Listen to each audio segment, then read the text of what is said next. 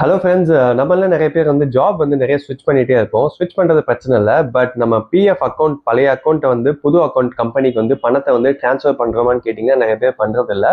So இதனால வந்து ஒவ்வொரு அக்கௌண்ட்லயும் கொஞ்சம் கொஞ்சம் பணம் வந்து ஸ்டோர் ஆகிட்டே இருக்கும். இதனால என்ன ஆகும்னு பார்த்தீங்கன்னா, ஒரு 3 to 4 years வந்து அந்த அக்கௌண்ட்ல வந்து எந்த ஒரு கான்ட்ரிபியூஷனுமே நடக்காம இருக்கு அப்படின்னா, உங்களுக்கு வந்து இன்ட்ரெஸ்ட் ரேட் வந்து ஸ்டாப் பண்றதுக்கு நிறைய வாய்ப்பு இருக்கு. நீங்க யோசிக்கலாம், பிஎஃப்ல என்ன பெருசா இன்ட்ரெஸ்ட் கொடுத்துட போவாங்க அப்படின்னு. பிஎஃப்ல வந்து 8% மேல வந்து இன்ட்ரெஸ்ட் தராங்க. நிறைய பேருக்கு வந்து இது தெரியறது இல்லை. அது தெரியாம நம்ம பணத்தை எடுத்து ஃபோன் வாங்குறது, பைக் வாங்குறது இதெல்லாம் வாங்கிடுறோம். உண்மையிலேயே தேவைக்கு வாங்குறதுனா பிரச்சனை இல்லை.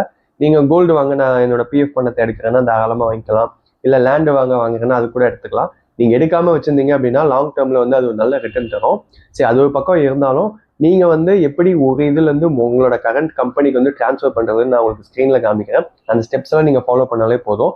அந்த ஸ்டெப்ஸை ஃபாலோ பண்ணி முடிச்சுட்டு நீங்க வந்து உங்க கரண்ட் கம்பெனிக்கு வந்து அந்த ஸ்கிரீன்ஷாட்டையும் அனுப்பிச்சு கொடுத்துருங்க. அது வந்து ஹெச்ஆர் டீமோ ஃபினான்ஸ் டீமோ உங்க கரண்ட் கம்பெனி கிட்ட போய் சொல்லுங்க, இது மாதிரி ஓல்டு அக்கௌண்ட் ஃபண்ட்ஸ் எல்லாம் வந்து நான் என்னோட நியூ அக்கௌண்ட்டுக்கு வந்து ட்ரான்ஸ்ஃபர் பண்ணுறதுக்கு ரெக்வஸ்ட் கொடுத்துருக்கேன். அது கண்டிப்பாக நீங்கள் தான் அப்ரூவ் பண்ணணும்னு நினைக்கிறேன்னு சொல்லிட்டு போய் நீங்கள் அவங்ககிட்ட சொல்லிடுங்க. முன்னாடியே சொல்லிட்டீங்க அப்படின்னா அவங்க ரெக்வஸ்ட் அக்செப்ட் பண்ணிடுவாங்க. உங்கள் பணமும் வந்து மொத்தமாக வந்து ஒரு அக்கௌண்ட்டுக்கு ட்ரான்ஸ்ஃபர் ஆகிடும்.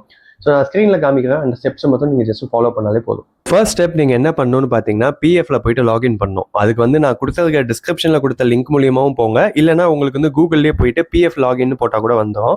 ஸோ அங்கே லாகின் பண்ணும்போது நீங்கள் வந்து ஆன்லைன் சர்வீஸ் வந்து கிளிக் பண்ணிக்கோங்க. கிளிக் பண்ணும்போது இங்கே வந்து 1 member 1 பிஎஃப் ஆப்ஷன் இருக்கும். ஸோ அதை கிளிக் பண்ணிக்கிட்டீங்க அப்படின்னா இங்கே வந்து அட்டஸ்டேஷன் மூலியமாக நீங்கள் கரண்ட் கம்பெனி எதுவும் சூஸ் பண்ணணும். கரண்ட் கம்பெனியை நீங்கள் சூஸ் பண்ணிட்டதுக்கப்புறம் அதுக்கப்புறம் உங்களோட யூஏஎன் நம்பர்லாம் என்டர் பண்ணி கெட் டீட்டெயில்ஸ் பண்ணுங்கள். ஸோ அங்கே வந்து எஸ்டாப்ளிஷ்மெண்ட்டில் உங்களோட ஓல்டு கம்பெனிஸ்லாம் காமிக்கும். நீங்கள் எந்தெந்த கம்பெனியில் இருக்க பணத்தெல்லாம் வந்து உங்களோட கரண்ட் கம்பெனிக்கு சூஸ் பண்ணுறீங்களோ அங்கே நீங்கள் செலக்ட் பண்ணிவிட்டு ஓடிபி கொடுத்து சப்மிட் பண்ணாலே போதும். வித்தின் ஒரு 1 week 10 daysலேயே வந்து பார்த்தீங்கன்னா உங்களுக்கு வந்து பணம்லாம் வந்து புது கம்பெனிக்கு வந்து ட்ரான்ஸ்ஃபர் ஆகிடும். இதுக்கு நடுவில் நீங்கள் என்ன பண்ணணும் அப்படின்னா, உங்களோட கரண்ட் கம்பெனியில் போயிட்டு நீங்கள் சொல்லிடணும், இது மாதிரி நான் வந்து ரெக்வஸ்ட் ரைஸ் பண்ணியிருக்கேன், இன்கேஸ் உங்களை வந்து ரீச் அவுட் பண்ணால் நீங்கள் அக்செப்ட் பண்ணுற மாதிரி இருக்கும் அப்படின்னு. ஸோ இது சொல்லிட்டீங்க அப்படின்னா உங்களுக்கு வந்து வித்தின் 1 weekலேயே ஆகிடும்.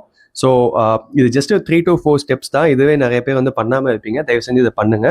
ஸோ இதுமாதிரி யூஸ்ஃபுல்லான வீடியோ பார்க்கணும் அப்படின்னா என்னோட சேனலை மறக்காம ஃபாலோ பண்ணிக்கோங்க. Thank you, by.